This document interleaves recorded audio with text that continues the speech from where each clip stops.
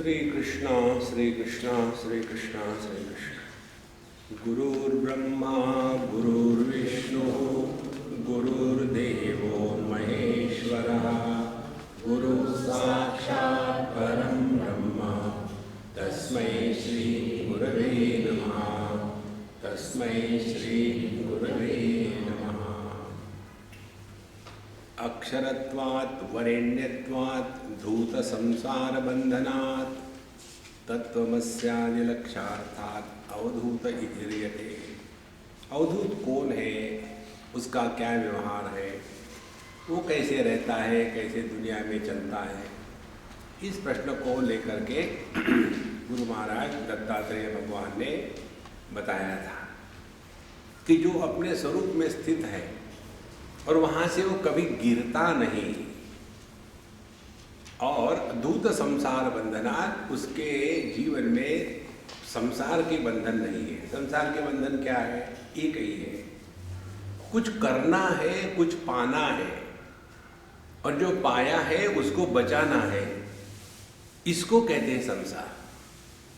पति पत्नी भाई बहन माँ बाप सास ससुर, ये संसार नहीं है। संसार यह अपने मन की स्थिति है कि जिसमें हम कुछ ना कुछ पाना है क्योंकि अपूर्ण है। तो यह जो अपूर्णता की भावना जब तक रहेगी तब तक के हम संसार में। लेकिन जो अपने स्वरूप में निष्ठावान हो गया है उसके लिए यह भ्रांति हमेशा के लिए मिट गई, और इसीलिए फिर वो मस्त रहता है। न कर्मणा न प्रजया धनेन। उसको इस दुनिया में ना कुछ लेना है, ना कुछ पाना है, ना कुछ खोना है, ना कुछ बचाना है। इसकी केवल कल्पना कर लो आप। और ये हमारा अनुभव होता है जब हम गहरी नींद में कराटे मारते हैं तब। उस समय हमको कुछ पाना नहीं, कुछ खोना नहीं, कुछ लेना नहीं, कुछ बचाना नहीं, कुछ देना नहीं। उस समय का जो हमारा अनुभव है, वो अनुभव जिसका अखंड बना रहता है जागरण स्वप्न सुषुप्ति समाधि में, उसको कहते हैं अवधूत। जब तक कि कुछ करना है ना, तब तक के देहात्म भाव खत्म नहीं हुआ।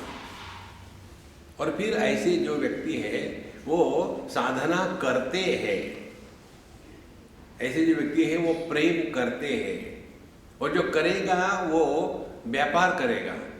एक सज्जन ने हमको पूछा, स्वामी जी हम कितने दिनों से भगवान का नाम ले रहे हैं, भगवान दर्शन क्यों नहीं देते? माने भगवान के नाम के एक्सचेंज में भगवान दर्शन देंगे क्या? देखो, तो जो हमारी गलती है उस गलती को कहते संसार। तो न कर्मणा न प्रजया धनेन त्यागे नहीं कि अमृतत्व मान। तो साधना यदि होनी है तो केवल इतना ही पहचानना है कि दुनिया में अपने देह से लेकर के आज तक कुछ भी अपना नहीं था, कुछ भी अपना नहीं है। और जितने भी हम बन जाते हैं, पति पत्नी भाई बहन बाबा जी गुरु जी और डिसाइपल जी, ये सब का सब तमाशा केवल देहात्म भाव जब तक है तभी तक है। गहरी नींद में न तत्र माता माता भवति न तत्र पिता पिता भवति। गहरी नींद में हम कुछ भी नहीं होते और इसीलिए मस्त होते हैं। और इसमें जो निष्ठावान हो गया है, स्वैरम स्वैरविरणम तत्संसरणम, फिर उसका जो जीवन है वो सभी विधि निषेधों के परे है। उसके पश्चात उसके लिए ऐसा करना चाहिए वैसा करना चाहिए ये नियम लागू नहीं है, क्योंकि कर्तृत्वाभिमान नहीं। जैसे कोई छोटे से बालक जो होते हैं ना, उन पर नियम थोड़ी लागू होते। वो मंदिर में जाएंगे और वहाँ सुसु कर देंगे, तो उनको कहेंगे क्या, देखो ये बाथरूम थोड़ी है, तुम यहाँ सुसु कर रहे हो, और वो हंस देगा, मेरे को मुझे कुछ मालूम ही नहीं। तो जहाँ मैं नहीं है, जहाँ कर्तृत्वाभिमान नहीं है, वहाँ कोई भी विधि निषेध लागू नहीं, वहाँ कर्म का सिद्धांत लागू नहीं होता, वहाँ हमको ना स्वर्ग में जाना है ना नरक में जाना है, ना तो वहाँ कोई डर डर के जीना है। देखो ये स्वर्ग नरक, पिछला जन्म, अगला जन्म, ये जन्म, इसमें हम लोगों को ऐसा गाड़ दिया है, इसमें से निकलने को ही तैयार नहीं। हमारे लिए स्वर्ग माने एक स्थान विशेष है कि वहाँ स्वर्ग में जब चले जाएंगे तो बिना बिल के बिजली मिलेगी, बिना पैसे दे करके कोका कोला मिलेगा। स्वर्ग में आ गए। वो स्वर्ग नहीं है। ये गलत फहमी है ना स्वर्ग के बारे में, स्वर्ग अच्छा स्थान होता है। इसी गलत फहमी को लेकर के हम अपने घरों का नाम रख देते स्वर्ग। देखो एक बार हमने एक कहानी बताई थी, कहीं पढ़ा था हमने कि एक व्यक्ति ने सुना कि शादी के बाद घर स्वर्ग हो जाता है, शादी के बाद घर स्वर्ग हो जाता है। तो उसने शादी कर ली और स्वर्गवासी हो गए।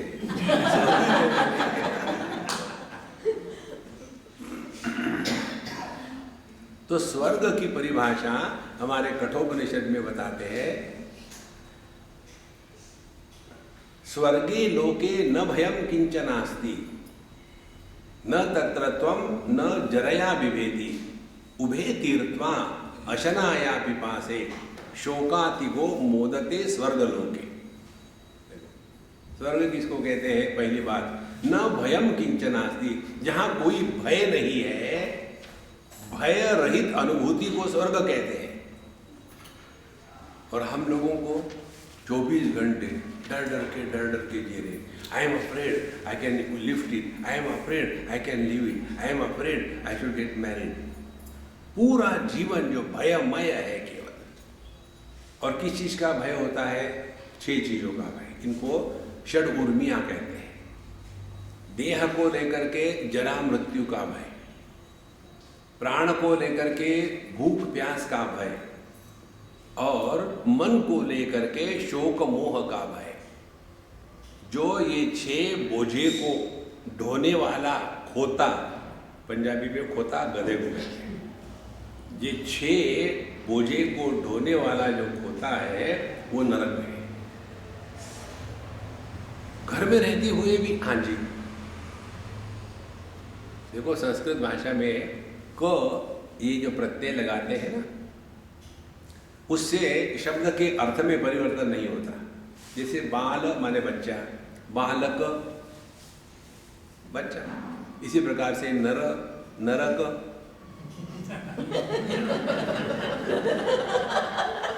देखो महाराज, ये जाना थोड़ी है।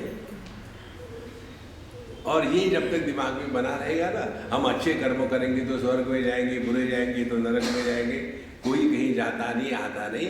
इसका जो प्रयोजन है हमारे शास्त्रों में, ये प्रयोजन है कि अपना ध्यान अपने स्वरूप की तरफ खींच के ले आओ, दूसरा कोई प्रयोजन नहीं। और जिनका ये हो चुका है, ऐसे जो अवधूत महात्मा होते हैं, उनका जो कर्म है, जीवन है, चित्रम कर्म, विचित्रम, वो हमारे गणित में नहीं बैठता। और इसीलिए इन साधु संतों के जीवनचर्या को लेकर के हमने टीका टिप्पणी कभी नहीं करनी है कि वो दारू पीते हैं, वो सिगरेट पीते हैं, मांस खाते हैं। हमको किसी से कुछ लेना देना नहीं। यदि हमारे दिमाग में ये बातें भरी है ना कि हम तो बड़े वैष्णव हैं, हम तो एकादशी करते हैं, हम मांस मच्छी नहीं खाते, इसीलिए लोगों से अच्छे हैं। संतो अपनी अच्छाई को लेकर के अन्य को जो तिरस्कृत करता है, इससे बड़ा पापी कोई नहीं। आपको नहीं खाना तो मत खाओ, दूसरे खा रहे, आप क्यों परेशान हो? जब तक वो आपको नहीं खाते तब तक ठीक है। लेकिन उसी में पूरा जीवन चला जाता है। तो ऐसे जो संत महात्मा है, उनका जीवन जो हमको स्वैर लगता है, स्वच्छंद लगता है, लाइसेंशियस लगता है, वो कैसा है? यथा रवि सर्वरसान प्रभुंक्ते हुताशनश्चापि सर्वभक्षः तथैव योगी विषयान् प्रभुंक्ते न लिप्यते पुण्य पापैश्च शुद्धः। जैसे रवि सूर्य भगवान सर्व रसान प्रभुंक्ते, सभी प्रकार के विषयों को सूर्य भगवान प्रकाशित करता है। यदि किसी की शादी की बारात जा रही हो तो उसको भी सूर्य प्रकाशित करता है, और यदि किसी का जनाजा जा रहा हो तो उसको भी सूर्य प्रकाशित करता है। और इन दोनों के द्वारा सूर्य पर कोई प्रभाव नहीं पड़ता। ध्यान से सुनना, इसको बाहरी मत रखना। ज्ञान जब तक के मैं के रूप में ग्रहण नहीं होता तब तक के हम ऑब्जेक्टिव रहेंगे। देखो,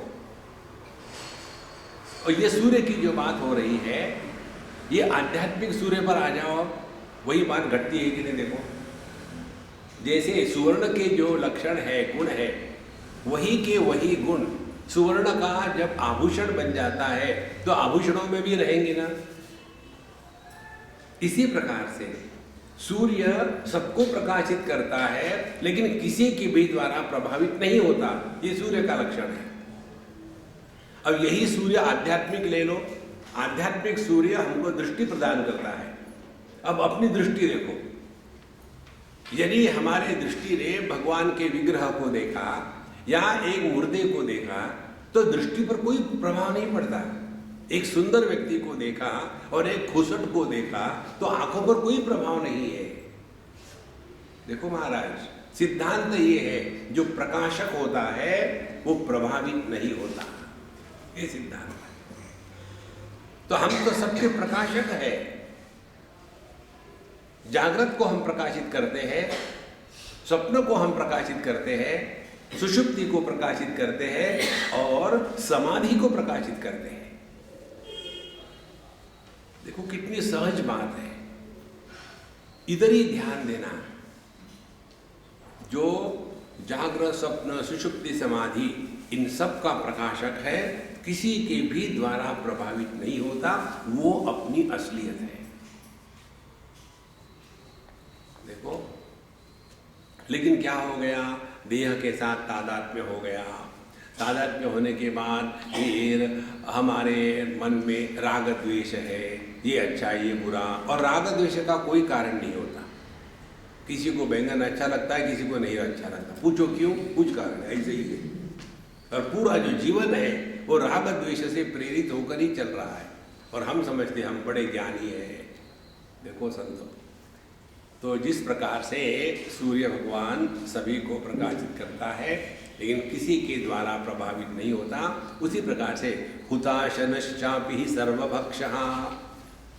हुताशन माने अग्नि, चाहे जठराग्नि होवे, चाहे चिताग्नि होवे, चाहे यज्ञ की अग्नि होवे, कोई भी वस्तु अग्नि में डालो, अग्नि कभी अपवित्र नहीं होता। उसको पावक कहते हैं, जो सबको पवित्र करने वाला है। इसी प्रकार से अब दोनों का उदाहरण का अर्थ क्या हो गया कि जिस प्रकार से सूर्य और अग्नि प्रभावित नहीं होते, इसी प्रकार से यह अवधूत साधु संत जगत में किसी के भी द्वारा प्रभावित नहीं होते। कोई उनकी तारीफ करो तो कोई फर्क नहीं, कोई निंदा करो तो कोई फर्क नहीं।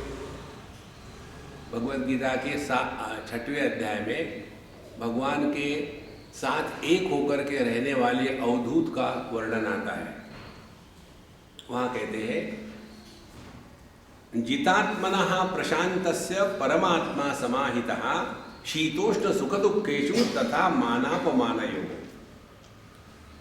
शीत उष्ण सुख दुखेषु जितात्मनः, जीवन में आने वाले सुख दुख के प्रसंग के द्वारा जिसके मन पर कोई आँच नहीं आती, पहली कंडीशन। दूसरी, मानापमानयोः प्रशांतस्य, मान अपमान के द्वारा भी जिसके मन की शांति पर कोई फर्क नहीं पड़ता, क्योंकि वो प्रशांत है। ऐसा जो है वो अवधूत है।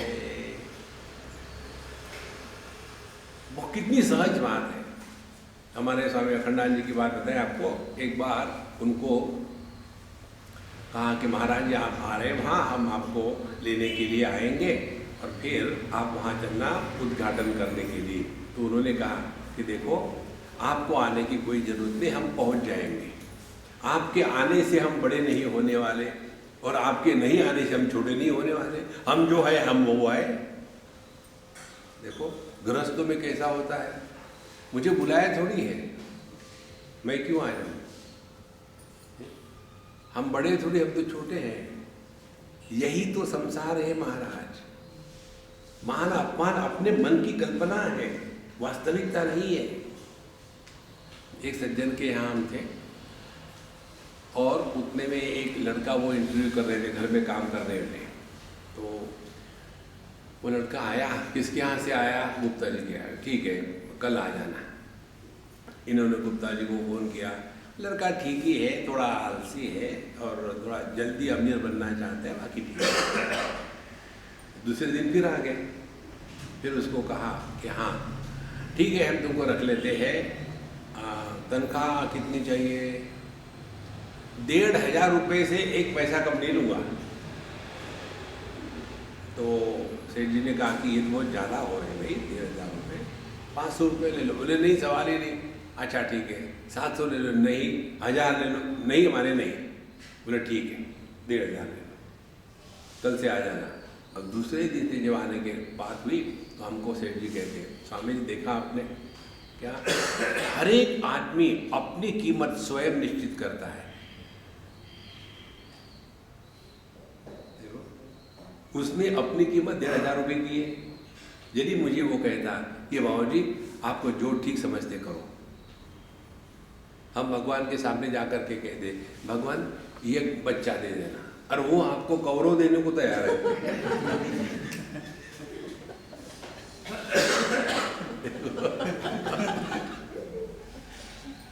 ये मांगने का जो रोग है ना, इससे निकल जाओ, तब जाकर के प्रभु का दर्शन होता है।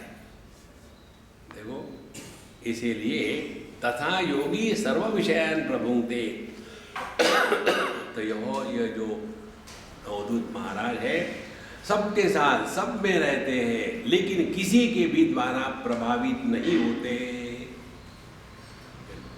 ये महत्व की बात। हम अभी जब अहमदाबाद जाते हैं ना, हम जिनके यहाँ रहते हैं, वो अम्मा हमारी बहुत बढ़िया पान बनाती है। हम वहाँ जब जाते हैं तो सुबह शाम लंच के बाद, डिनर के बाद बढ़िया पूरा चांदी का पान का दान है सब, और उसमें है एक एक बढ़िया चीज़, और हम बड़े शौक से खाते हैं। तो एक बार जब हम जा रहे थे तो उन्होंने पूरा ऐसा बना करके एक थैला दे दिया, स्वामी जी आप जहाँ भी जाएंगे तो ये आपका पूरा पान का हमने बना के दिया। हमने कहा देखो मैं दुकानदारी नहीं करता, तुम्हारे यहाँ आता हूँ तब पान खाता हूँ, जब यहाँ से गया तो पान को थूक दिया, फिर कभी नहीं खाए। जगत में कहीं भी फंसना नहीं है, इतना याद रखो, नहीं तो हम गुलाम हो जाते हैं। देखो अवधूत की समाधि भगवद गीता में बताते हैं, प्रजहाति यदा कामान सर्वान पार्थ मनोगतान आत्मन्येवात्मना तुष्टः स्थित प्रज्ञ तदोषते। अब ये समाधि होने के पश्चात उसका जीवन कैसा है, दुखेषु अनुद्विग्न मनाः, जीवन में दुख का प्रसंग आने के बाद जो उद्विग्न नहीं होता, और सुखेषु विगत स्पृहः, किसी प्रकार के कंफर्ट को लेकर के जो कभी भी आसक्त नहीं होता। हमारी सबकी साधना कैसी चलती है, we all have a comfort zone. उस कंफर्ट के थोड़े बाहर गए कि बड़ी कठिनाई शुरू होती है। हमारी स्पिरिचुअलिटी 5 स्टार स्पिरिचुअलिटी। देखो महाराज, मेरा आसन होगा तभी मैं बैठ सकता हूँ। दिल्ली की बात है, हम किसी एक मंदिर में हमारा प्रवचन हो रहा था, बीच में जैसे यहाँ खम्भे वहाँ भी खम्भे थे। अब हमारा प्रवचन शुरू हो गया और एक अम्मा आई, वहाँ दूसरी अम्मा बैठी हुई थी। बोले उठो यहाँ से। बोले क्यों उठो, ये खम्भा मेरा है। और दोनों को डिस्कशन शुरू हो गया। लेकिन मैं तो पहले आ गया, आपके आने से क्या होता है, यहाँ सबको पूछो, मैं पिछले 25 साल से इसी खम्भे के पास बैठती हूँ। अब तुम खम्भे के पास बैठने के लिए आए हो कि सत्संग सुनने के लिए आए हो? यही है संसार महाराज, कहीं फंसना मत, ना वस्तु में, ना व्यक्ति में, ना देश में, ना काल में, ना परिस्थिति में। तब जा करके स्वरूप में स्थिति होगी। न लिप्यते पुण्य पापैश्च शुद्धः, इसीलिए उनको पुण्य भी नहीं पाप भी नहीं, क्योंकि पुण्य पाप का निर्माण होता है यदि कर्तृत्वाभिमान हो तो। कर्तृत्वाभिमान नहीं है तो पुण्य पाप निर्माण नहीं होता। कहीं यज्ञ चल रहा हो, और कई बार ऐसा होता है कि कई लोग बीच में घुसने के काम करना दिखाना चाहते हैं। जहाँ 10-12 आदमी हो गए ना, उनको सामने जाने का बड़ा होता है।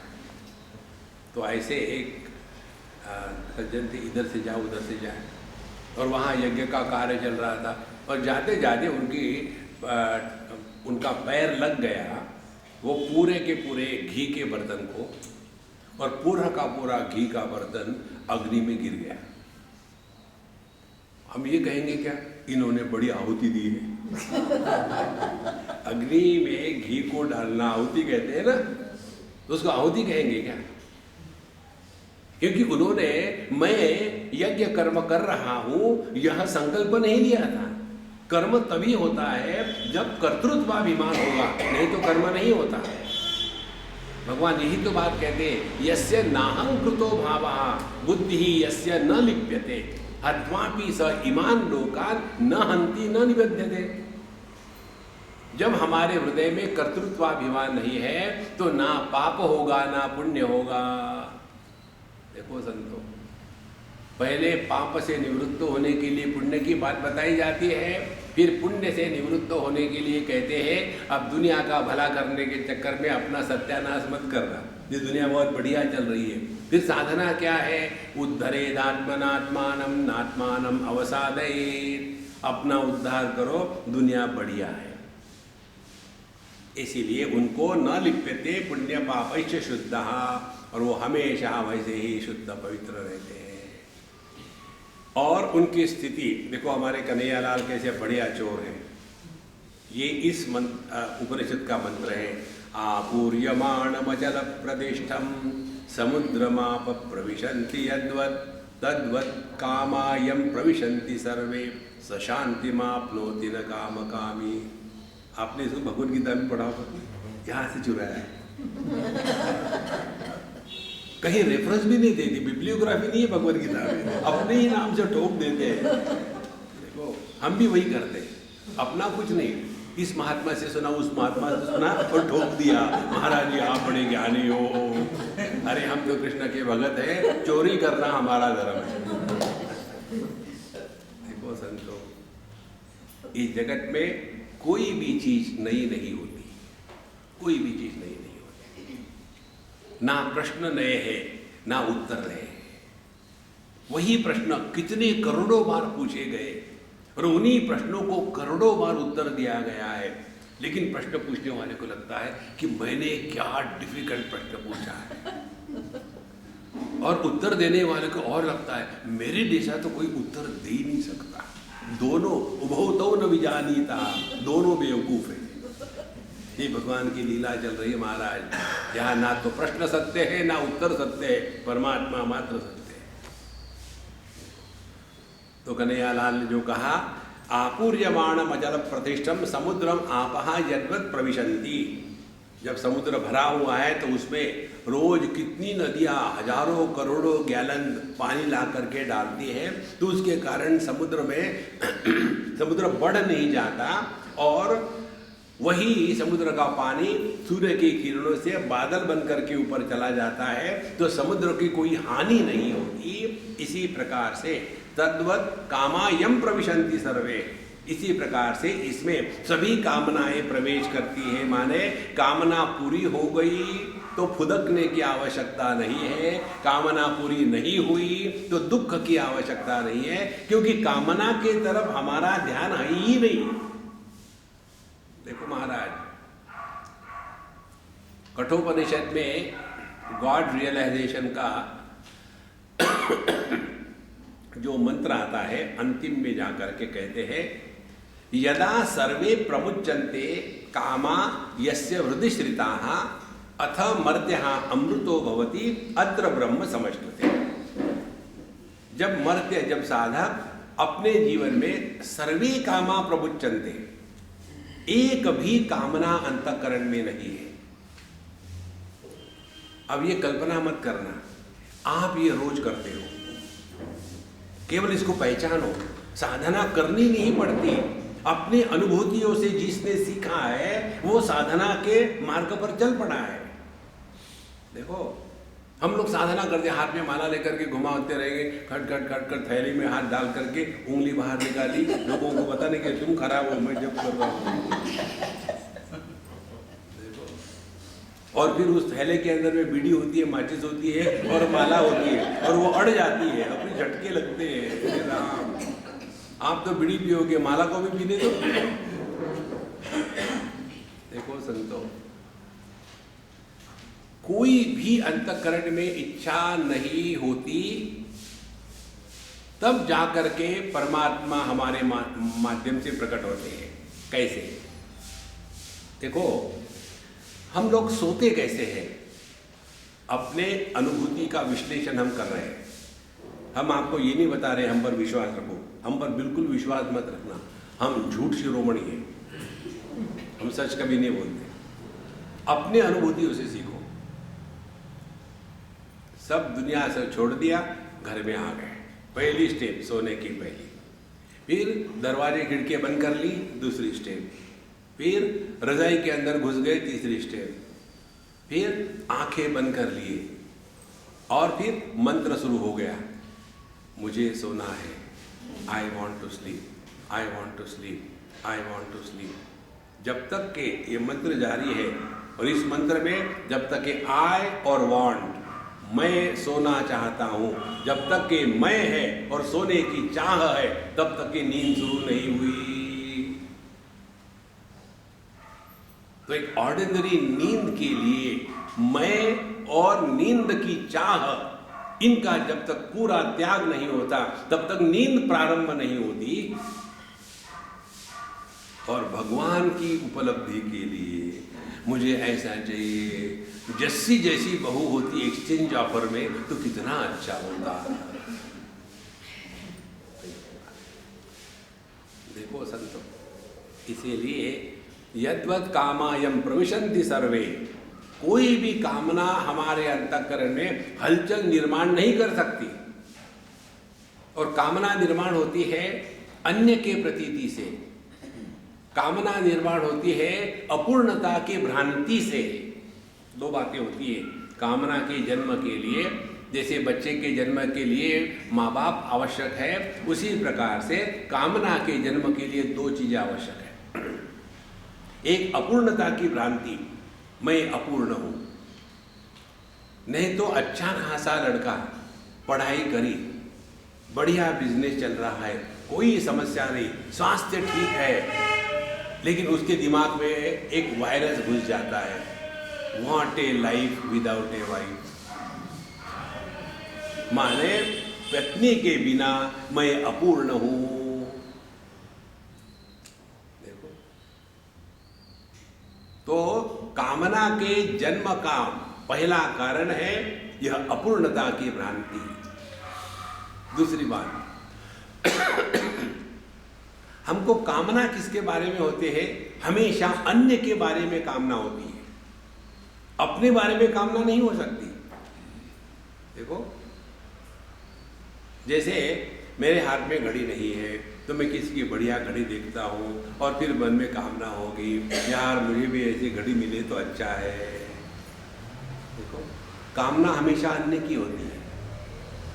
तो जहाँ हमारे अंतःकरण में कामना समाप्त हो गई, तो उसका अर्थ क्या हो गया? अन्य की प्रतीति समाप्त हो गई और अपूर्णता की भ्रांति खत्म हो गई। तभी जाकर के कामना खत्म होती है। जिसमें अपूर्णता की भ्रांति नहीं है और अन्य की प्रतीति नहीं है, ऐसे एकमेवा द्वितीय अनुभूति को कहते हैं गॉड रियलाइजेशन। महाराज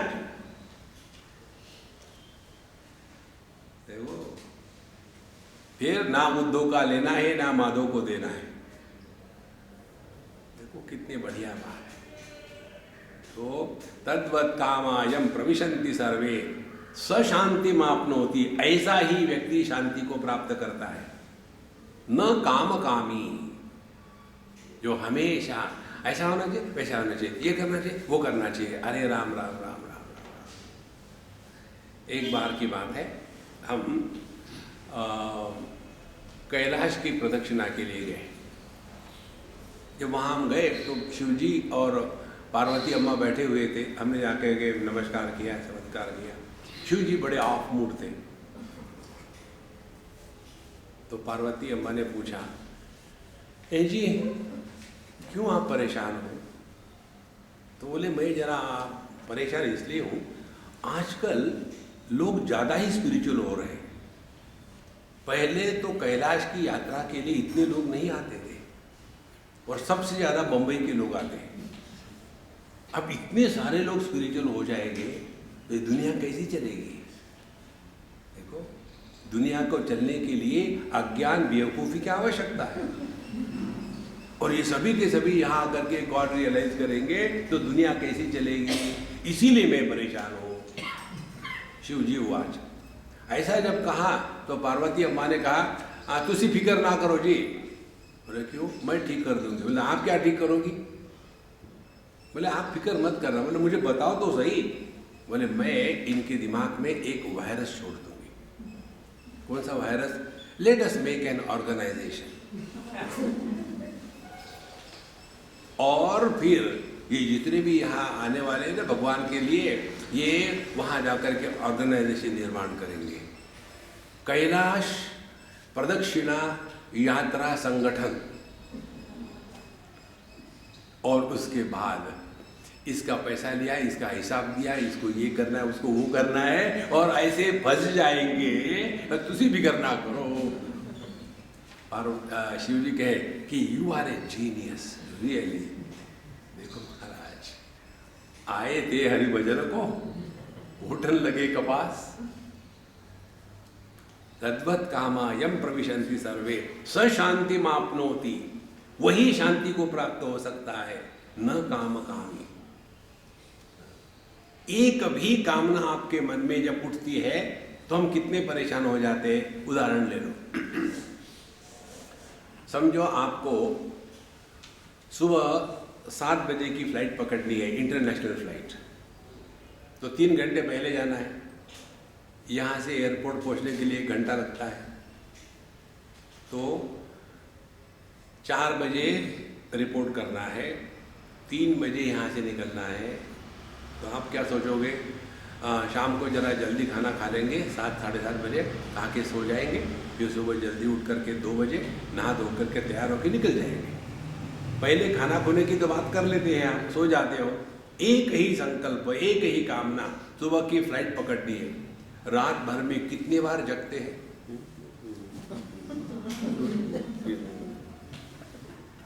एक संकल्प आपके मन में हो तो आपकी नींद खराब। हमारे अंदर में संकल्पों का हिमालय है, तो जिंदगी खराब। देखो, संकल्प प्रभवान कामान त्यक्त्वा सर्वान अशेषता। एक भी संकल्प अपने कल मन में उठे नहीं, जो चल रहा है बढ़िया चल रहा है, एक भी संकल्प, तब जाकर के अपने जीवन में शांति होती है। लेकिन संकल्प कहाँ से निर्माण होते हैं? संकल्प निर्माण होते हैं माँ बाप, भाई बहन, सास बहू, पति पत्नी। ये है संकल्पों की खदान।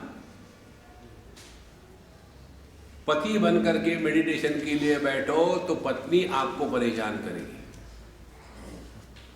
माँ बन करके मेडिटेशन के लिए बैठो तो बच्चे आपको परेशान करेंगे। गुरु बन करके मेडिटेशन के लिए बैठे तो शिष्य कहेंगे, गुरुजी बाथरूम में पानी नहीं है, तो लोटा लेके जाएगा गुरुजी। देखो संतो, और जब आप कुछ बनो मत, जैसे गहरी नींद में हम कुछ नहीं बनते, तो एक भी संकल्प नहीं आता। केवल इतना समझ लेना है, करना कुछ नहीं है। नैव किंचित करोमि इति भगवान कहते हैं, युक्तो मन्येत तत्त्ववित् पश्चन श्रवणन स्पृशन जिग्रन अश्नन अच्छन गचन स्वपन स्वशन। जो भी हो रहा है हम कर नहीं रहे कुछ, जैसे जैसे ये बात दृढ़ हो जाएगी, आप देखो आप एकदम सहज होने लगोगे। अभी हमारा जीवन कैसा है? वी वॉन्ट टू प्रूव, हम लोगों से अच्छे हैं, हम बड़ी साधना कर रहे हैं। We don't have to prove anything to anybody in this world, be yourself. स शांति मापनोति न काम कामी। ये सब होने के पश्चात अब दूसरा बमगोला यहाँ भेजा जाता है। न निरोधो न च उत्पत्ति, न बद्धो न च साधकः, न मुमुक्षुर्न वै मुक्तः, इत्येषा परमार्थता। परमार्थ किसको कहते हैं? अब आज तक आपने जितना भी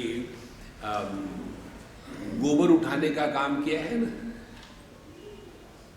अब परेशान हो जाओगे, अरे राम राम, आज तक इतनी मालाएं फेरी, खराब हो गई, इतने मंदिरों में चक्कर काटे, बेकार हो गए, घंटे लगाए वो भी निकल गए। उपनिषद सुनने के लिए अधिकारी यदि ना हो तो हार्ट अटैक आ जाता है। एक बार हम कहीं भागवत की कथा कर रहे थे, पूरा भागवत किया अंग्रेजी में, और खूब धूमधड़ाके हा हो होता था। तो एक सज्जन आकर के सुनते थे और उन्होंने हमको कहा, स्वामी जी भागवत की कथा में इतना हंसना, इतना हा हो करना ठीक नहीं लगता, ये तो भक्ति का राज्य है। हमने कहा देखो, भक्ति का अर्थ रोना नहीं है, नहीं तो दर्शन दो घनश्याम नाथ मरे, अखियाँ जा रही है, तुम भी चले जाओ, वो हृदय में है आपके महाराज, बाहर नहीं है कहीं, वो उसको प्रकट होने दो ना। भगवान के दर्शन के चक्कर में लाइफ को बर्बाद मत करना। भगवान को अपने माध्यम से प्रकट होने देना है। देखो, जैसे बिजली है या नहीं कैसे पता चलता है? जब बल्ब से प्रकाश के रूप में प्रकट होती है तभी पता चलता है ना। इसी प्रकार से भगवान है या नहीं कैसे पता चलेगा? जब प्रभु अपने माध्यम से प्रकट होंगे तब। देखो संतो, ये तो वही चक्कर में भगवान कब आएंगे कब आएंगे कब आएंगे। भगवान कहीं आते भी नहीं, जाते भी नहीं। ये गाना बजाने के लिए ठीक है, कौन कहता है भगवान आते नहीं, कौन कहता है भगवान नाचते नहीं, ये तबला बजाने के लिए ठीक है। आध्यात्म में इसका कोई स्थान नहीं है। देखो महाराज, शबरी की तरह तुम खिलाते नहीं। शबरी माता 24/7 ध्यान में रहती थी। उनको उनके गुरु ने कह दिया ये राम का जप करो, तो इसका अर्थ क्या है? तो उन्होंने कहा अर्थ तुम्हारे सामने स्वयं प्रकट होगा। उनको ये एक स्पष्ट अनुभूति थी कि मेरे जप करने से भगवान प्रकट नहीं होंगे। यमई वेश वृणुते तेन लभ्या तस्यैष आत्मा विवृणुते तनुम स्वाम। जब प्रभु चाहते हैं तब वो अपने आप को भक्त के सामने प्रकट करते हैं। जब भगवान राम ने चाहा तब जाकर के वो शबरी माता के सामने प्रकट हो गए। देखो महाराज, दुष्टों का विनाश करने के लिए भगवान नहीं आते हैं, साधु संतों को दर्शन देने के लिए भगवान आते हैं। भगवत गीता में भगवान यही कहते हैं कि परित्राणाय साधूनाम विनाशाय च दुष्कृताम। पहला उनका काम है साधु संतों को दर्शन देना। और हम कहते दुनिया में इतनी गंदगी हो गई, भगवान क्यों नहीं आते? वो झाड़ू लगाने वाले? भगवान आते साधु संतों को दर्शन देने के लिए, ना कि दुष्टों का मर्दन करने के लिए। तो पहले साधु संत बनो, रहो, फिर देखो प्रभु प्रकट होते हैं। महात्मा किसको कहते हैं? जिस माध्यम से छोटा आत्मा प्रकट होना बंद हो गया और परमात्मा प्रकट होना शुरू हो गया, उसको महात्मा कहते हैं। अभी तो छोटा आत्मा प्रकट हो रहा है ना, CH आत्मा। अब परमात्मा को प्रकट होने दो। तो ऐसा जिसका ज्ञान दृढ़ हो गया है, कहते उनका अनुभव क्या है? न निरोधो न च उत्पत्ति। ना तो कभी कुछ निर्माण हुआ है, ना कभी कुछ नष्ट हुआ है। न बद्धो न च साधकः, कोई भी बंधन में नहीं है। जब तक के सपना चलता है तभी तक लगता है कि कितना कष्ट है, क्या है। जैसे सपना टूट गया तो कौन बंधन में था? ध्यान से सुनना संतो। सपना, कोई भी व्यक्ति यह सपना है इस ज्ञान से नहीं अनुभव करता। सपने के समय सपना स्वकाले सत्यवत भाति, ऐसे लगता है कि ठोस रियलिटी है, और उसी सपने की एक घटना, दुर्घटना हमको जब सपने से बाहर निकाल देती है, उस समय उस सपने में सुखी दुखी होने वाला कहां गया। इसी प्रकार से अवधूत संत इस जागृत स्वप्न से उठ चुके हैं। देखो संतों,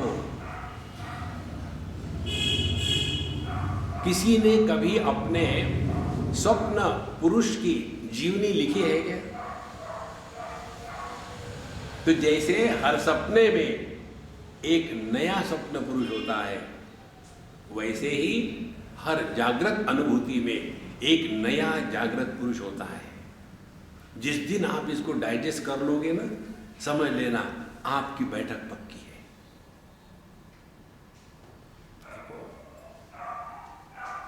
कल क्या सपना देखने वाला और परसों का सपना देखने वाला और आज का सपने देखने वाला, ये जो तीन स्वप्न पुरुष थे, क्या वो एक ही थे?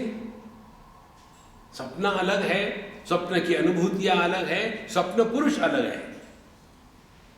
इसी प्रकार से जागृत की जगत की हमारी अनुभूति भिन्न है, जागृत जगत भिन्न है और जागृत पुरुष भी भिन्न है। यही भ्रांति है कि कल वाला जो मैं था वही मैं आज हूं। नहीं बाबा, यह स्वप्न पुरुष आता है जाता है, उसकी कोई सत्ता नहीं है। देखो, जैसे उदाहरण ले लो समझने के लिए, हमने किसी से शादी करी और हम लड़की हैं, और अपने देश में कैसा है कि एक लड़के से शादी करो और इन लॉज फ्री मिल जाएगा, buy one mattress and get in lodge free. तो मैंने भी वैसा किया, एक लड़के से शादी करी तो मुझे सास ससुर फ्री मिल गए, और जो वस्तु फ्री मिलती है वो बड़ी त्रासदायक होती है, कष्टदायक होती है।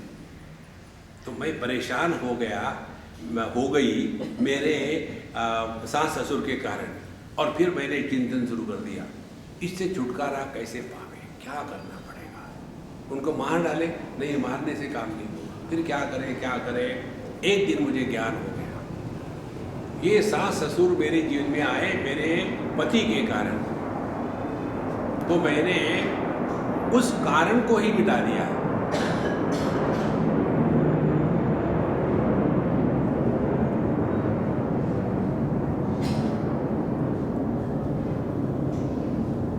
तो मैंने उस पति से डाइवोर्स ले लिया।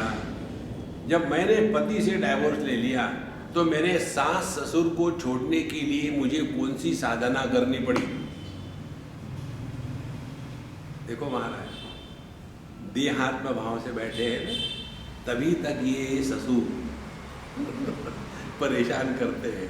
जहां देहात्म भाव खत्म हो गया वहां ये दुनिया है ही नहीं महाराज। दिखती भली रहे लेकिन होती नहीं, यही समझना है। न निरोधो न च उत्पत्ति, न बद्धो न च साधका, कोई भी बंधन में नहीं है। देखो, पहले मैं जो पत्नी के रूप में प्रकट हो रही थी, सास ससुर के कारण बंधन में थी, तो जब मैंने पति से डाइवोर्स ले लिया, सास ससुर चले गए, तो मैं मुक्त हो गई। माने मैं कौन मुक्त हो गई?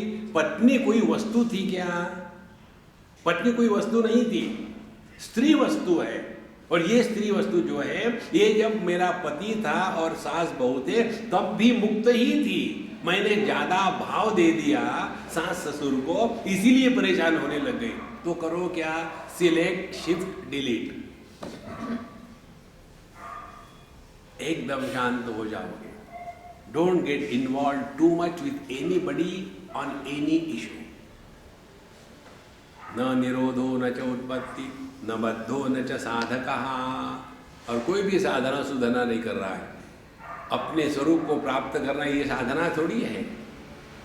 हम है ही, हम न चाहते हुए भी परमात्मा स्वरूप है। और इसीलिए न मुमुक्षुर न वै मुक्तः, तो ना तो कोई मुमुक्षु है, अपने आप को लिबरेट करना चाहता है, ना कोई किसी की मुक्ति हुई है। जहाँ व्यक्ति है वहाँ मुक्ति नहीं है, जहाँ अभिव्यक्ति है वही मुक्ति है। देखो वेदांत हमको बताता है मैं से मुक्त होना है, मैं को मुक्त नहीं किया जा सकता। इसीलिए नहीं किया जा सकता कि ये मैं नाम की वस्तु नहीं है। देखो समझदारी की गड़बड़ी है। उदाहरण ले लो, एक बार हम उखी मठ में थे, वहाँ एक सत्संग चल रहा था और पूर्णिमा की रात्रि थी। एक बार तो हम अपना चाय लेकर के गिलास में, और हमारी चाय काली होती है कन्हैया के जैसी, काली चाय लेकर के हम जा रहे थे, पी भी रहे थे, और ऊपर से चंद्रमा का प्रतिबिंब चाय के गिलास में पड़ा तो हमको बड़ा मज़ा आ रहा था। हमने सोचा चलो जैसे वो लस्सी के ऊपर की मलाई खाता है ना आदमी करके, वैसे मैंने सोचा कि ये जो चाय में जो चंद्रमा का प्रतिबिंब है उसको जरा निगल लूँ तो मज़ा आएगा। बड़ा ट्राई किया, जा ही नहीं रहा था। मैं बड़ा परेशान हो गया और उस परेशानी में कहीं मेरा पैर टकरा गया और पूरा का पूरा ग्लास नीचे गिर गया, चाय बह गई और मैं रोने लग गया। और ज्ञानी हमारे अगल बगल में, सामने क्यों रो रहे हैं आप, देखो मेरी चाय गिर गई। बोला दूसरी ले आते हैं ना, चाय का मतलब नहीं है वो जो प्रतिबिंब है वो कहाँ गया, वो ले आओ। देखो जैसे प्रतिबिंब नष्ट नहीं होता, क्योंकि वो होता ही नहीं, वो केवल दिखता है। प्रतिबिंब यह प्रतीति है, वास्तविकता नहीं है। वास्तविकता चंद्रमा है। इसी प्रकार से जो हमने अपने आप को पापो हम पाप कर्मा हम ये मान के रखा है, ये पापी व्यक्ति है ही नहीं। यदि कुछ है तो केवल परमात्मा है। देखो महाराज, यदि हमने अपने आप को देह माना है तो फिर सभी देह के विकार आपके हो गए।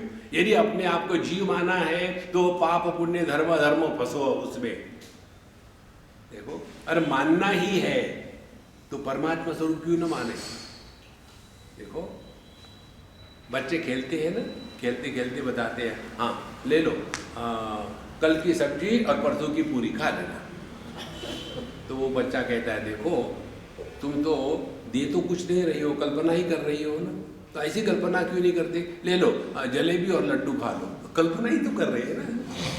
तो हम कल्पना ही तो कर रहे हैं कि हम बड़े सुंदर हैं, हम बड़े कुरूप हैं, हम बड़े पढ़े लिखे, हम बड़े बेवकूफ़ हैं और हम बड़े स्त्री हैं पुरुष है। ये कल्पना ही तो है।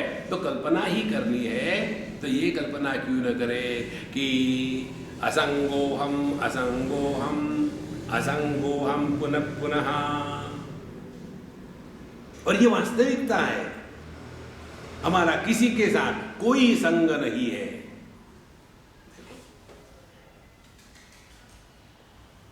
जैसे पानी और घी या तेल एक दूसरे से मिलता नहीं, इसी प्रकार से हम जो है सच्चिदानंद परमात्मा स्वरूप, यह जो दुनिया का पानी है हमको स्पर्श नहीं कर सकता, केवल इसको पहचानना मात्र है, करना कुछ नहीं।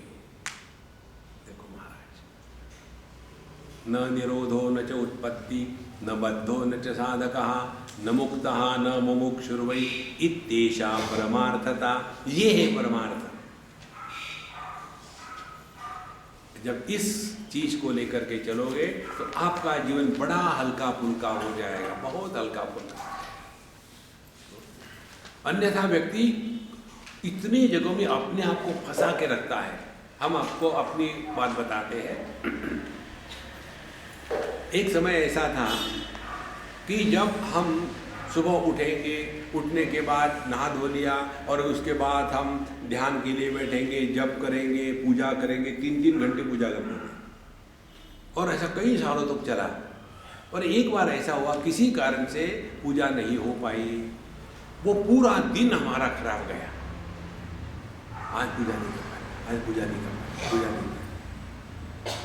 उसी प्रकार से पहले हम एकादशी करते थे और एक आध बार एकादशी टूट गई किसी कारण से, फिर प्रायश्चित, अब हम 1 हफ्ते तक खाना नहीं खाएंगे। ये ऐसी जबरदस्ती की साधना नहीं होती, ये बेवकूफ़ी की साधना है।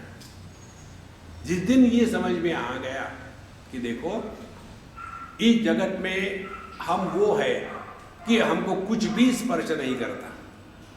जैसे आकाश, पृथ्वी, जल, अग्नि, वायु, इन चारों को आधार देता है लेकिन चारों के द्वारा प्रभावित नहीं होता, उसी प्रकार से जो चित्ताकाश है वो सभी प्रकार के वृत्तियों को आधार देता है लेकिन किसी भी वृत्ति से प्रभावित नहीं होता।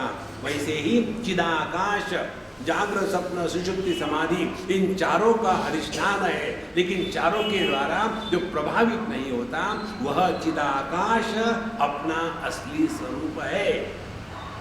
ये करना कुछ नहीं है, ऐसा है। देखो समझो, ऐसी जिसकी स्थिति हो गई है, अब ऐसे महात्मा जी कहते हैं ऐहिका मुष्पिक व्रात सिद्धि मुक्ते च सिद्धे बहुकृत्यम पुरा स्यान् मे तत्सर्वम अधुना कृतम तदेव कृतकृत्यत्वम प्रतियोगी पुरस्सरम। पहले मुझे याद है कि मैंने बहुत ही मेहनत करी, बड़ी साधना करी, किस लिए? ऐहिक अमुष्मिक व्रात सिद्धि, मुझे इस दुनिया में ये चाहिए, स्वर्ग में जाना है। स्वर्ग में जाके क्या करोगे? देखो संसार का अर्थ ठीक से समझ लेना। संसार का अर्थ माने केवल ये मर्त्य जगत नहीं है। भूर्भुवः स्वः महाजनः तपः सत्यम, ऊपर के 7 लोग और नीचे के 7 लोग, अतल वितल सुतल तलातल रसातल पाताल महातल, ये जो 14 भुवन है, चतुर्दश भुवनानि। भुवनानि माने कोई सिंधी नहीं है। देखो सिंधियों में सभी सरनेम नी में एंड होते हैं। जैसे नो थड़ानी, जोर से गिर गया, थड़ा आवाज आ गया, थड़ा गया। ऊपर से गिर गया, हाथ पैर टूट गए, कृपल हो गया, कृपल आदि। और ऊपर से गिरा नीचे, मर गया, मर जानी, परेशानी। तो चतुर्दश भुवनानी, ये जो 14 भुवन है, ये सब का सब संसार ही संसार है। देखो आप लोगों ने कथाएं सुनी होगी, जैसे महाभारत में कथा आती है, अर्जुन चला गया इंद्र के दरबार में वहाँ, और वहाँ जाने के बाद वहाँ की जो अप्सराएं थी, आपको मालूम ना अप्सराएं किसको कहते हैं? हिंदी में गवर्नमेंट ऑफिसर्स को अफसर कहते हैं। तो उनकी जो पत्नियां हैं वो भी अप्सराएं। तो वहाँ की अप्सराएं हमारे अर्जुन सिंह पर लट्टू होने लग गई। तो उन्होंने कहा कि देखो आप इंद्र भोग्या हो, इसीलिए मुझे मातृतुल्य हो और इसीलिए मैं आपसे भोग नहीं कर सकता। तो उन अप्सराओं को बड़ा गुस्सा आया और उन्होंने अर्जुन को शाप दे दिया कि तुम नपुंसक हो जाओगे। आती है ना कहानियां। तो स्वर्ग में जाने के बाद भी कामना ने आपको कहां छोड़ा है? देखो संतो, असली अध्यात्म ये है, एक भी कामना मन में ना उठे। लेकिन हम जहां भी जाते हैं मंदिरों में, महात्माओं के पास, केवल एक ही काम, महाराज जी अपना काम होना चाहिए, और हम भी ठोक देते हो गया। माने भगवान बन जाते हैं साधन और ये दुनिया की उपलब्धियां बन जाती है साध्य। ये कोई अध्यात्म है? या अध्यात्म का कार्टून है? देखो संतो, इसलिए यहां कहते हैं कि ऐहिक अमुष्मिक व्रात सिद्धि, इस दुनिया की वस्तु को प्राप्त करने के लिए, फिर मुक्तेश्च, जीवन में मुक्ति प्राप्त करने के लिए, बहुकृत्यम पुरा स्यान में, मैंने पहले बहुत मेहनत करी। जो आदमी ज्यादा मेहनत करता है वो ज्यादा बेवकूफ होता है, जो कम मेहनत करता है वो कम बेवकूफ होता है। जो मेहनत करता ही नहीं वो परब्रह्म परमात्मा है। भगवान को क्या मेहनत करनी है? देखो, समुद्र को कौन सी मेहनत करनी है कि उसमें लहरें उठे?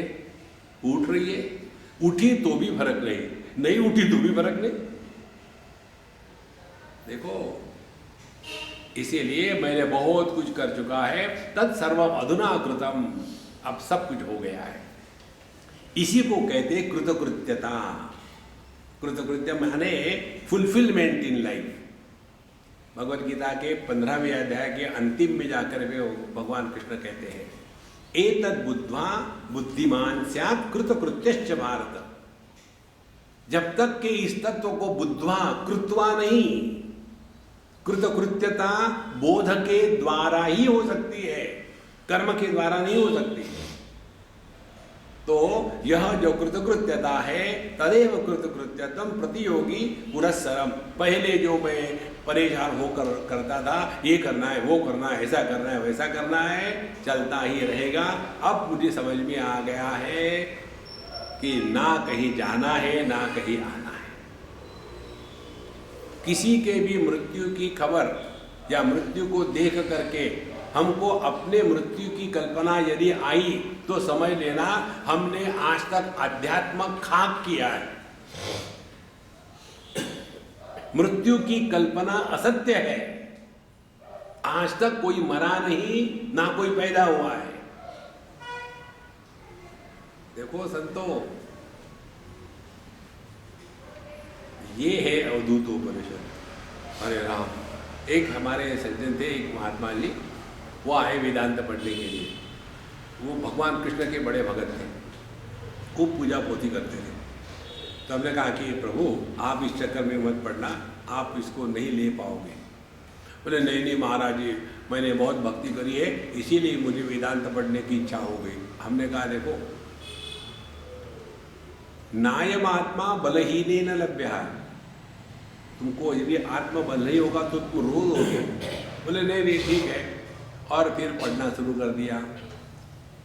और केनोपनिषद चल रहा था। केनोपनिषद में आता है, यन मनसा न मनुते ये न आहुर मनोमतम तदेव ब्रह्मत्वम विद्धि नेदम यदिदम उपासते। ये तुम घंटी बजा करके पूजा करते हो ना, इससे परमात्मा का कोई संबंध नहीं। आप हो गए महाराज, मैंने कृष्ण की इतने सालों से आराधना की और हमने कहा तुमको पहले ही कहा था। तो दूसरा उदाहरण आपको देते हैं। एक बड़े संत थे वाराणसी में, और उनके पास रामकृष्ण मिशन के एक सन्यासी महात्मा जी पहुंच गए कुछ अध्ययन करने के लिए। और ये महात्मा एकदम फक्कड़, बहुत ही ज्ञानी, एकदम पक्की स्थिति, अवधूत के जैसे। जब पहुंच गए उनके पास, तब उन्होंने कहा कि महाराज जी मैं रामकृष्ण मिशन का हूँ और ऐसे ऐसे मेरे गुरु है और मैं आपसे कुछ सीखने आया हूँ। उन्होंने कहा पहले बाहर जाओ, जहाँ जूते रखे हैं वहाँ तुम्हारे रामकृष्ण परमहंस को रख दो और फिर अंदर आना। और वो पक्के साधु थे। वो बाहर गए और वहाँ उन्होंने अपने मन से भगवान रामकृष्ण परमहंस को वहीं रख दिया, बोले हाँ रख दिया, बोले आप बैठो। देखो, किसी भी कागज पर लिखना हो, उस पर पहले ही बहुत सारा लिखा हो तो दूसरा लिखा नहीं जाता। हम ऐसे फंसे हैं इस दुनिया में, कोई कहीं कोई कहीं। इसीलिए अब मैंने सब कुछ कर लिया है, अब ना उद्धव का लेना ना माधव का देना, तदेव कृतकृत्यत्वम। हमने जीवन में क्या किया है? केवल अपने इच्छाओं को पूरा करने का प्रयत्न किया है। कितनी भी इच्छाओं को पूरा करो आप, आपके जीवन में कृतकृत्यता का अनुभव नहीं आ सकता। हमको इच्छाओं के परे जाना है। इच्छाओं के परे जाएंगे तो हो या ना हो ये समान हो जाता है। यही तो भगवद गीता की नींव है। सुख दुखे समय कृत्वा लाभा लाभो जया जयो ततो युद्धाय युज्यस्व नैवं पापम अवाप्स्यसि। जब अपने अंतःकरण में ये समत्व स्थित हो जाता है तब जाकर के यह जो आध्यात्मिक समत्व है इसकी अनुभूति होती है। नहीं तो तू मैं मेरा तेरा, मेरा ये पंथ तेरा ये पंथ, मेरा ये गुरु तेरा ये गुरु, और गुरु भाई गुरु बहन दादा गुरु चाचा गुरु मामा गुरु, वहाँ दूसरा संसार तैयार हो गए। देखो संतो, दुःखिनोज्ञा संसरन्तु कामं पुत्राद्यपेक्षया परमानंदपूर्णोहम संसरामि किमिच्छया। जो अज्ञानी पुरुष है दुखी है, क्यों दुखी है? पुत्र आदि काम अपेक्षया। जब जब आपको इस दुनिया में कुछ भी चाहिए आप भिखारी हो। देखो, और भिखारी कौन होता है? कॉन्स्टेंटली मांगता है। एक बालक ने हमको बड़ा अच्छा प्रश्न पूछा था। बच्चे जो प्रश्न पूछते हैं ना उसमें एक जिज्ञासा होती है। बुढ़ाऊ हमारे जैसे जो प्रश्न पूछते हैं उसमें कंप्लेन होती है, उसमें जिज्ञासा नहीं होती। तो उस बच्चे ने पूछा, स्वामी जी आप हमको कहते हो कि भगवान हमारे हृदय में है ना? हाँ कहते हैं है। बोले हम भी तो हमारे हृदय में ना, वो भी है। फिर दो है क्या? ना दो है। फिर समझो हमने ऐसा किया, किसी को चाटा लगा दिया और कहा मैंने नहीं मारा, भगवान ने मारा। हमने कहा देखो तुम्हारे अंदर में दुर्योधन के 2-4 जीन्स आ गए। बोले कैसे? दुर्योधन ने भी यही कहा था, जानामि धर्मम न च मे प्रवृत्ति, जानामि अधर्मम न च मे निवृत्ति, केनापि देवेन हृदय स्थितेन यथा नियुक्तोस्मि तथा करोमि। तो कैसे पता चले कि कौन काम कर रहा है? हमने कहा यार तुम तो बहुत ही इंटेलिजेंट हो और इसीलिए मैं तुमको इस अच्छे प्रश्न के लिए एक चॉकलेट देता हूँ। तो मेरे जेब में चॉकलेट था, मैंने उसको दे दिया। उसने चॉकलेट देखा, बड़ा खुश हो गया और जेब में रख दिया। मैंने खा जा, क्यों नहीं खाता? बोले मैं नहीं खाऊंगा। मैंने अभी वापस कर, बोले वापस भी नहीं दूंगा। तो क्यों? मैं अपने बहन को दूंगा, सिस्टर को दूंगा। तो मैंने कहा सिस्टर को क्यों दोगे? तुम खाओ ना, तुमको मजा आएगा। अब वो बेचारा कंफ्यूज, वो इधर उधर देख रहा। स्वामी जी आपको सिस्टर है क्या? नहीं। फिर आपको समझ में नहीं आएगा। कितनी बढ़िया बात है। उसने क्या कहा, जो आनंद देने में आता है वहाँ परमात्मा प्रकट होते हैं, जो आनंद लेने में आता है वहाँ ये घटियात्मा प्रकट होता है। देखो संतों, परमात्मा नाम की वस्तु ऐसी नहीं है कि आकर के खड़े हैं, आपने फोटो निकाल बाबा मैं खड़ा हूं। आपके हृदय में वही बैठा है संतो, पहचानो उसको। केवल पहचानना मानेगा उसको प्रकट होने दो, यही सब कुछ साधना है। इसमें जो लगा हुआ है उसके लिए बाहर के आडंबरों की कोई आवश्यकता नहीं। लेकिन इसमें यदि हम लगे नहीं है तो बाहर के आडंबरों की आवश्यकता है। देखो हर एक वस्तु का अपने स्थान पर महत्व होता है। तो दुखिनः अज्ञः संसरन्तु कामम पुत्राद्यपेक्षया।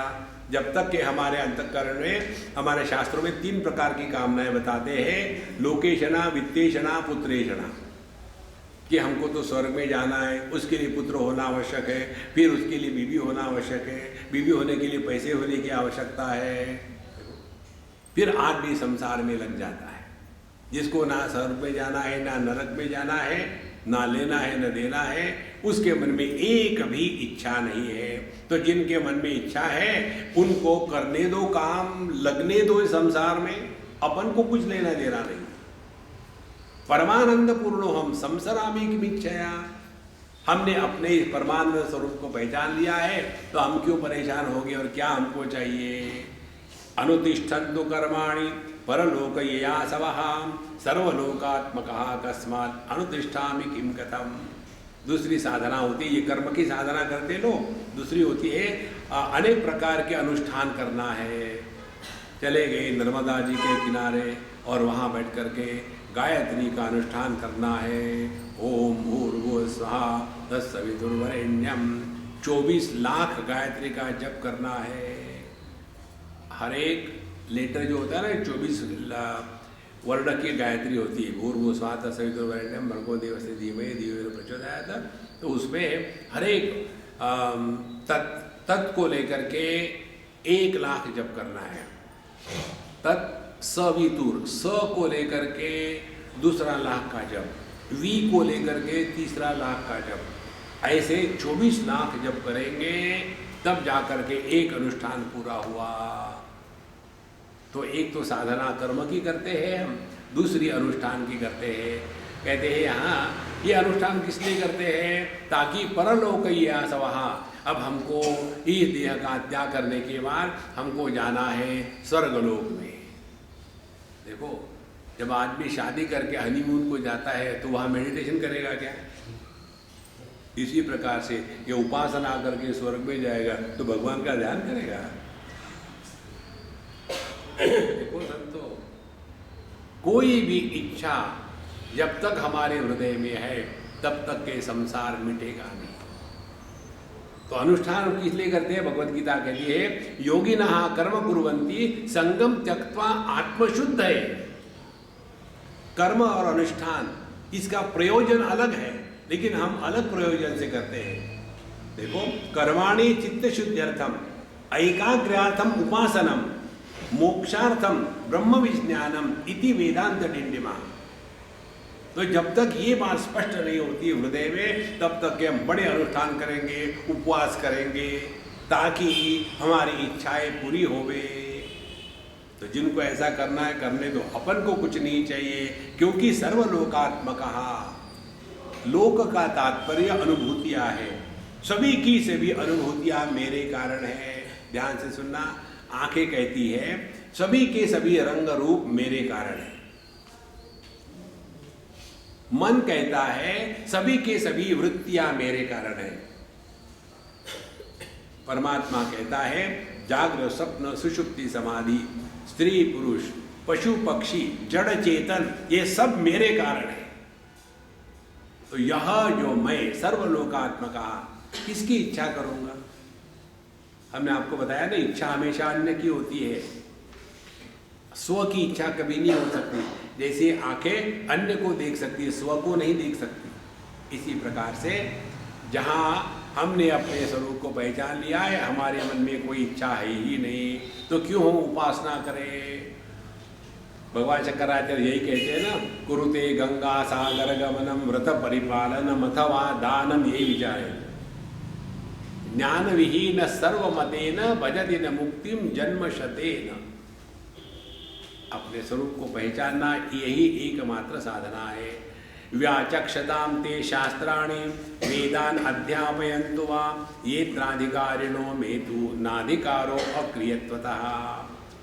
व्याचक्षताम ते शास्त्राणि, अब जो अपने आप को बड़े ज्ञानी समझते हैं उनको प्रवचन देने दो। अपन तो बाबा ऐसे ही, हमको कुछ बोलना ही नहीं आता।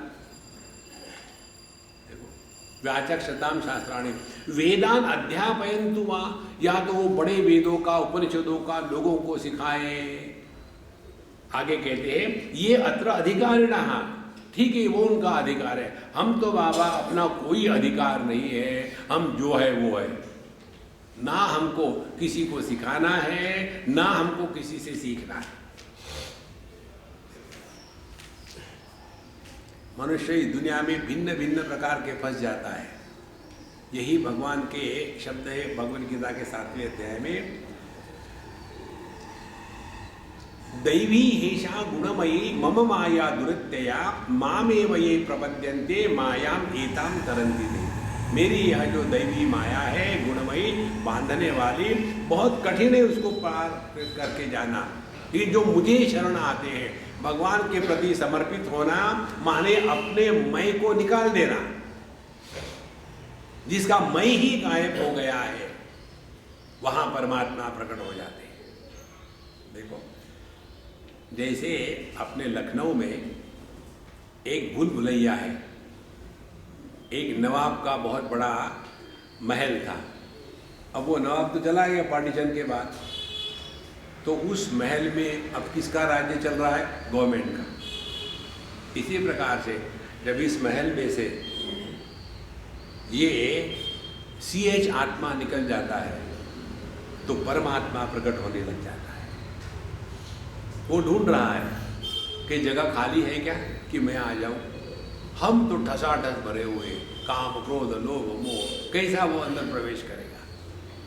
इसलिए व्याचक्षताम शास्त्राणि वेदान अध्यापयन्तु वा ये अत्र अधिकारिणः मे तु न अधिकारः, मुझे कोई अधिकार नहीं, अक्रियत्वता, क्योंकि मैं कुछ करता ही नहीं।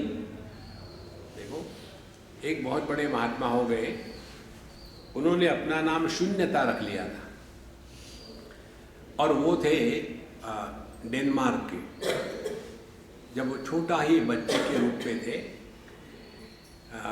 रविंद्रनाथ टैगोर ने उनको देखा इंग्लैंड में रॉयल गार्डन में। वो 12 साल का लड़का था, वहाँ की खेती या गार्डनिंग का काम कर रहा था। तो उन्होंने उसको बुलाया, बोले तू चल मेरे साथ इंडिया। तो इंडिया आ गया। कुछ दिनों तक, महीने तक शांति निकेतन में रहा। फिर वहाँ से निकल करके चला गया रमण महर्षि के पास और वहाँ वो 3 दिन बैठा रहा। रमण महर्षि बोलते नहीं थे। 3 दिन के बाद फिर भगवान रमण महर्षि ने कहा हाँ शून्यता यही सत्य है। बस वहाँ से उठ के चला गया। कोई डिस्कशन नहीं, बोलना नहीं, कुछ नहीं। और पिथौरागढ़ इस एरिया में जा कर के वहाँ 1 नहीं 2 नहीं 60 साल तक हो रहे हैं, एक भी शब्द नहीं। जो अभाव को सत्ता प्रदान करता है वही भाव अभाव के परे होता है। जो ज्ञान अज्ञान इन दोनों का आधार है वह ज्ञान अज्ञान दोनों के परे है। जो सुख दुख दोनों को प्रकाशित करता है वह सुख दुख के परे है। देखो केनोपनिषद में आता है अन्य देवता विदितात् अथ अविदितात् अधि। यह तत्व क्या है, परमात्मा क्या है, जो ज्ञात और अज्ञात इन दोनों के परे है वह परमात्मा तत्व है। लेकिन हमारा दिमाग जो है इन्हीं दुनिया में फंसा हुआ है, ये मालूम है ये मालूम नहीं, इसी में फंसे हुए। इसीलिए कहते हैं अपने को बाबा अक्रियत्वतः, ना उद्धव का लेना है ना माधव का देना है। हमारे निसर्गदत्त महाराज एक बात बड़ी अच्छी कहते थे। उनका बीड़ी पान का दुकान था, मुंबई की बात है। तो उनके पास ये समाज सेवक लोग पहुंच जाते थे, महाराज जी अपने यहाँ संस्कृति की हानि हो रही है और मूल्यों का अवमूल्यन हो रहा है, आप कुछ करो इसके लिए। वो कहते देखो ये माल हमारे दुकान में नहीं मिलता, दूसरे दुकान में चले जाओ। वो दुकानदार थे। समाज सेवा यह अध्यात्म नहीं है।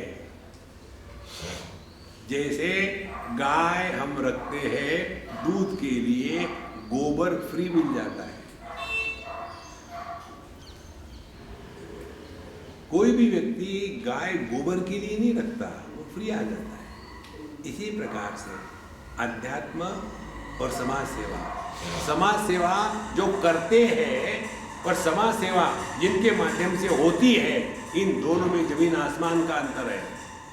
हमारे तुलसीदास जी महाराज ने रामायण जो लिखा है रामचरितमानस, वो रामायण का प्रचार करने के लिए नहीं लिखा। स्वांत सुखा ये तुलसी रघुनाथ का था। देखो संतो, और उनके रामायण के कारण जितना हिंदू समाज इकट्ठा होकर रहा है वो किसी भी सोशल वर्कर के कारण नहीं रहा है।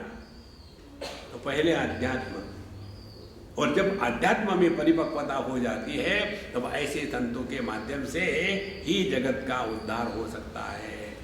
इसीलिए इस चक्कर में मत पड़ना कि दुनिया का भला करना है। दुनिया बहुत बड़ी है, क्योंकि दुनिया का भला हमारे दृष्टि से कैसा होता है। समझो मैं बीड़ी नहीं पीता, तो मैं क्या सेवा करूंगा? जो बीड़ी पीते हैं उनकी बीड़ी छुड़वाना, और सोचूंगा मैंने बड़ी सेवा करी है। समझो मैं मांस नहीं खाता, घास खाता हूँ, तो सेवा क्या होगी? संपूर्ण विश्व को वेजिटेरियन बनाना है, यही सेवा होगी। समझो मैं भगवत गीता पढ़ता हूँ तो मेरी समाज सेवा क्या होगी? हर एक के हाथ में भगवत गीता का पुस्तक पकड़वा देना है। हमारी समाज सेवा अपने विचारों को अन्य पर लादने का प्रयत्न होता है। देखो संतो, अध्यात्म में यदि हमको टिकना है, इससे बच जाओ। निद्रा भिक्षे स्नान शौचे नेच्छामि न करोमि च द्रष्टारचेत कल्पयन्तु किं मे स्यात् अन्य कल्पना। तो खाना, सोना, शौच, स्नान इत्यादि ना तो मैं करता हूँ ना तो इच्छा करता हूँ, लेकिन हम तो देखते हैं कि आप तो सोते भी हैं, आप तो जगते भी हैं, आप तो शौच को भी जाते हैं, स्नान भी करते हैं, आप तो देखते हैं, तो आप देखते रहो, मैं क्या करूँ? मैं तो कुछ नहीं कर रहा हूँ। ध्यान से सुनना, बड़ी सूक्ष्म बात है ये। इसका निराकरण अगले मंत्र में करते हैं। गुंजा पुंजादि दयेत नान्यारोपित वन्निना नान्यारोपित संसार धर्मानेवम अहम भजे। जैसे किसी ने समझो अपने जो आते हैं ना, जो लाल क्या होता है फल, वो ऐसा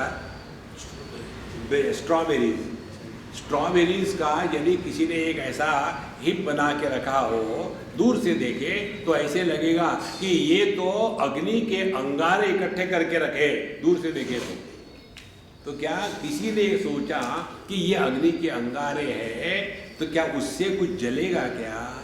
ये तो उसकी कल्पना है। इसी प्रकार से यदि आप कल्पना करते रहो कि महात्मा जी आप तो खाना खा रहे हो, तो that is your problem, not my.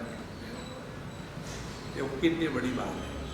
इसका तात्पर्य नैव किंचित करोमीति, उनके मन में मैं अमुक कर रहा हूं ये भाव निर्माण नहीं होता। ध्यान से सुनना, जब कोई भी कर्म इस मैं के साथ जुड़ के किया जाता है तो उसके दो परिणाम हैं। यदि कर्म सफल हुआ तो उसमें प्रसन्नता होती है, सफल नहीं हुआ तो अप्रसन्नता होती है। जैसे भगवान का नाम लेना, समझो आपने नियम ले लिया है कि आपको 10 माला पूरी करनी है, किसी कारण से 10 माला पूरी नहीं हो पाई तो दिन भर फ्रस्ट्रेट होकर के रहा। ये बात हमने एक हमारे मित्र से सीखी, वो रामायण पर अच्छे बोलते थे। तो एक हमारा कैंप कहीं चल रहा था मध्य प्रदेश में, और वो आए थे, सब सुनते थे और हम लोग खाना खा के घूमने जाते थे। तो हमारे जो वहाँ के यजमान थे ऑर्गेनाइज करने वाले, हम लोग एक बार पिकनिक पर गए। हमने कहा देखो वो महात्मा जी है ना हमारे मित्र, रामायण पर बहुत अच्छे बोलते हैं, गाते भी अच्छे, मैं तो औरंगजेब हूँ, मुझे संगीत है ही नहीं। तो हम लोग वहाँ जब जाएंगे तब उनको आप रिक्वेस्ट करता कि महाराज जी थोड़ा सत्संग हो जाए। वो कहेंगे कि देखो रामायण की पुस्तक तो है नहीं, मैं कैसे कह सकता हूँ, इसीलिए पहले ही 50-100 पुस्तकें थैले में भर करके रख दूँ। और हमने पूरा प्लानिंग किया, वहाँ पहुँच गए, बहुत बड़ा तालाब था, और वहाँ जब तक खाना पीना बनेगा तब तक हमने कहा कि घूमेंगे, देख लेंगे और खाना खा के आराम करेंगे, और फिर जब उठेंगे चाय पीने के बाद फिर आप इनको कहना कि महाराज जी सत्संग करो। और वो कहेंगे कि देखो मैं नहीं कर सकता, मेरा मूड नहीं है, लेकिन आप इंसिस्ट करो, फिर देखो क्या मज़ा आता है। मुझे उनकी आदतें मालूम थी, वो बिना स्नान किए सत्संग नहीं करते थे, बिना उनका योगा प्राणायाम किए वो सत्संग नहीं करते थे, बिना जप किए वो सत्संग नहीं करते। उनका पहला नियम, समझो 6 बजे का सत्संग है तो 3 बजे से उठ करके इसमें लग जाते थे, और हमको उसको अच्छी तरह जानते थे। अब हमने उनको चाबी भर के छोड़ दिया। अब ये इतने परेशान, इतने परेशान, इतने परेशान, कहीं भी अपने आप को बांध के मत रखना। एक ध्यान में रखना, यदि हमारे माध्यम से जप की साधना हो रही है ना, तब ये प्रभु के अनुग्रह से होती है, अपने प्रयत्न से नहीं होती है। प्रयत्न करोगे तो परेशान हो जाओगे, करो लेकिन उसमें दुखी मत होना कभी। इसीलिए कहते हैं यदि लोग सोचते हैं कि हम स्नान संध्या पूजा पोती कर रहे हैं, उनको करने दो, अपन तो बाबा कुछ नहीं करते, ये सब हो रहा है। देखो, जैसे माँ का बच्चे के प्रति प्रेम होता है, वो प्रेम करते नहीं, इसी प्रकार से साधना होनी चाहिए, साधना करते नहीं। जब साधना होने लग जाती है तो उसमें प्रयत्न शैथिल्य अनंत समापत्तिभ्याम, हमारे पतंजलि महर्षि कहते हैं, जीवन में प्रयत्न की शिथिलता आ जाती है, जीवन सहज होने लग जाता है। जैसे बहते हुए गंगा जी में आप कूद पड़ो और जिधर गंगा जी बह रही है उधर ही आपको यदि जाना है तो कोई प्रयत्न नहीं पड़ेगा। यदि उल्टी दिशा में जाना चाहोगे तो प्रयत्न होगा। इस प्रकार से यह अवधूत संतों की स्थिति, वो ना तो कुछ करते हैं ना तो कुछ करवाते हैं। नैव किंचित करोमीति न कारयेत्। इस प्रकार से उन्होंने अपने जीवन की स्थिति बताई। अब इसके पश्चात जो दूसरी साधना लेकर के हम परेशान होते हैं उसके बारे में हमको कल बताएंगे। तब तक के लिए हमें आज्ञा दी। ओम पूर्णमदः पूर्णमिदं पूर्णात् पूर्णमुदच्यते पूर्णस्य पूर्णमादाय पूर्णमेवावशिष्यते। ओम शांति शांति शांति। हरि ओम। श्री गुरुभ्यो नमः। हरि ओम।